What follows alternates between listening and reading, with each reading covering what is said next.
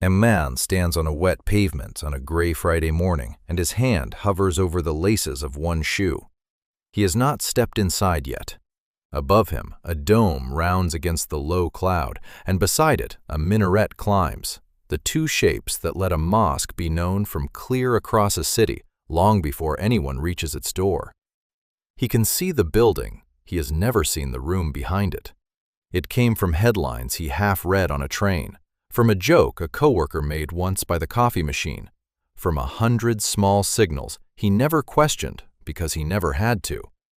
Not one memory in the whole pile, every scrap of it borrowed from somebody else. He could not point to one afternoon it came from, only a coworker's laugh and a headline he never finished. So he braced for what he had been told to expect at the threshold, a search, a question, a hand asking what he wanted here. Instead, the door of a mosque asks only one thing, the same thing it asks of everyone. The shoes come off. What he took for a checkpoint was a plain wooden rack for shoes, and the hall past it is simply carpeted and otherwise bare, kept clear on purpose. This is faith in practice. To see how it works, start at the door, with the laces and the quiet on the other side. He steps out of his shoes and onto the carpet, and the first thing that reaches him is not a face but a sound. A low hum of voices somewhere ahead, unhurried, the way people talk when no one is in a rush. Light comes through the tall windows in long, slanted columns, and the hall opens out much wider than it looked from the street. Rows are marked on the floor, all of them turned toward the same blank wall. He had braced for eyes on him the moment he crossed the threshold, for a hand on his shoulder, a question about what he was doing here, a moment where he would have to explain himself and prove he meant no harm. There is only carpet under his feet, the quiet, the light, and a stillness that carries no hostility in it, a room simply going about its morning while it waits for the crowd. That is the part that catches him off guard. Not a search, not a challenge, just a space being ordinary.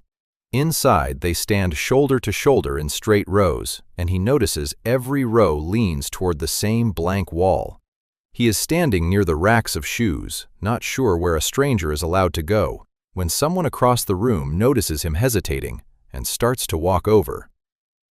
The man who crosses the room does not hurry, and he does not speak. He simply lifts a hand toward an open stretch of carpet along one of the marked rows, then tips his head the same direction, a small nod that means, "Come, stand here." No question rides on the hand, not "What are you doing here?" not "Who sent you?" Only a hand and a place.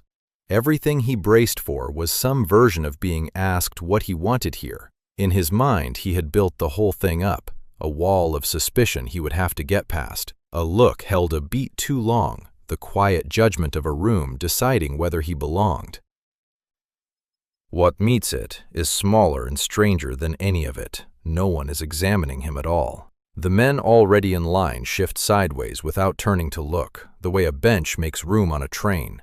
The same formation, only tighter now, the men on either side nudging closer until no gap is left between them. The stranger's uncertainty by the shoe racks is answered not with welcome speeches, but with the plainest thing a crowd can offer, a gap opened in the row, an arm's width of floor that is now his. And as he steps toward it, the man who waved him over says a word that turns out to be his name. The hand that waved him over now touches its own chest, and the word that comes with it is a name, Youssef. He says it the way you say your own name when it is the least remarkable thing about you. No handshake speech, no lingering look to see how the stranger takes it. He touches his own chest once, says the name, and that is the whole of the introduction. Youssef, and a place in the row, and nothing asked in return. He had rehearsed the opposite of this on the walk over. He half expected the first words to be a pitch. "Come back next week, bring your questions, let us show you the way." He had half prepared for a sermon dressed up as friendliness. What he gets instead is a neighbor, a man who traded a name for a name and then looked back toward the front of the hall because the crowd was still gathering and there was nowhere in particular this had to go. Youssef is not a guide sent to convert him. not a character with a lesson, and a mosque here is rarely only a prayer hall. Past the doorway, low shelves of books wait for another day's use. Youssef leans in, close enough to be heard over the low hum, and says there is tea before the sermon begins, if he would like some. Youssef is already on his feet, tilting his head toward the side room. The cup is real, and so is the room it waits in. Off the main hall, 2 glasses of mint tea sit cooling on a low table, and Youssef folds himself down the way a man sits somewhere he sits every week. No prayer said over the glasses, no blessing before the sip, just tea. He asks whether the stranger had trouble parking. And that is the whole shape of it. The weather, which is turned, work, which is slow, a cousin who drives a delivery van and never complains about it. Once Youssef says, some here pray 5 times, and some manage 2. One keeps a bad knee, one works nights, and shrugs. Then a voice rises beyond the doorway, long and even, and Youssef sets his glass down mid-sentence. Friday brings the one prayer where the whole neighborhood is meant to gather at the mosque, and the call has just landed. The warm, ordinary hour is over the instant it is named. Out past the door, the racks of shoes have spilled into a widening tide, pair after pair, until the floor itself seems to be counting how many have come. The tide of shoes has stopped rising, no more floor to cover. Inside, the hall has filled the way a field fills before a storm, quietly, all at once, every row facing the same wall. A voice takes the raised step, and the low hum folds into a single held silence. Afternoon light falls through the high windows in long, slanted bars, across shoulders and bowed heads.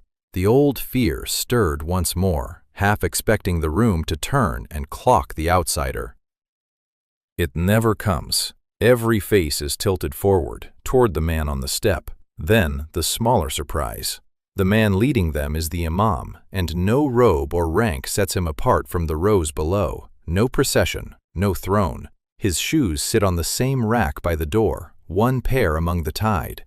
Around him, the rows settle and straighten, and the stranger feels his own body, without asking him first, begin to rise toward the same shape. And then the room moves, and he moves with it.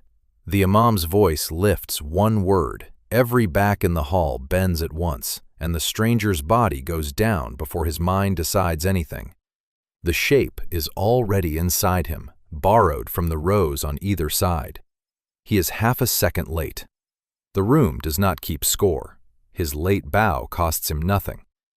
The men on either side keep their eyes closed. No one has turned to check him at all. No one turns. The men beside him keep their eyes closed. The bow is old, and an old shape carries a body that does not yet know it. He had braced for the room to test him. It only breathes, and asks nothing of the stranger folded into its middle. So the bracing loosens on its own, the way a held breath goes. Not a decision, just a body finding it can rest. Then the last line is spoken, and the field of shoulders straightens. The prayer ends the way a held note ends, not cut, but released. The great tide of shoes at the door waiting to be claimed, one ordinary pair at a time. Past the door, the shoe rack has become the day's one real obstacle. Not the row he feared would name him, just a neighbor from the tea room catching his eye and giving him a small nod as he passes. He finds his own pair and laughs under his breath. The fear of years required nothing scarier than taking his shoes off like everyone else and finding them again. Youssef waits past the door in the flat midday light. No sermon in the goodbye. A hand to his chest, a nod, a word about the weather, and a last easy line. Some here pray 5 times, some manage 2, and both are welcome back. He carries out the shoes and the laces he was afraid to untie. So carry this too. What fear have you never once tested against a real afternoon? The door he was afraid to open swung inward the whole time. He walks back into an ordinary afternoon, and the door he dreaded is already behind him, small and plain. This is faith in practice, where belief becomes daily life.